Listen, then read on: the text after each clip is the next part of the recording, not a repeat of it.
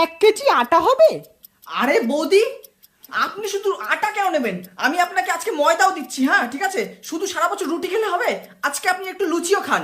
এত health conscious কেন আপনারা? হ্যাঁ, এত হেলথ কনসিয়াস নিয়ে বাঁচলে তো হবে না। আপনি তো এতক্ষণ আমাকে অন্য কথা বলছিলেন।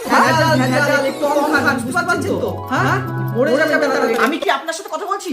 আপনার সাথে তো কথা বলছি না, তাহলে চুপচাপ থাকুন। দেখুন না, আমি ওনার সাথে কথা বলছি। হ্যাঁ, তো আমি কি যেন বলছিলাম? আমি আপনাকে রুটি কেন বলছি, আমি আপনাকে আটা, ময়দা, তেল, হলুদ, নুন, জিরে, তারপরে আর কি কাজু কিশমিশ যা যা লাগে সব কিছু দেবো, ঠিক আছে? একদম পুরো ফ্রি আপনার কিন্তু জন্য। আমার কাছে তো এই মুহূর্তে অত টাকা নেই। আরে এর মধ্যে টাকার কথা কেন আসছে? টাকার কথা বলে আমাকে কেন আপনি ছোট করছেন? হ্যাঁ, আপনার কোনো টাকা পয়সা লাগবে না, আপনি যেদিনকে পারবেন সেদিনকে দেবেন, দরকার বলে না দেবেন, কোনো সমস্যা নেই। এখন আপনার জন্য সবকিছু ফ্রি, একদম পুরো ফ্রি ফ্রি ফ্রি।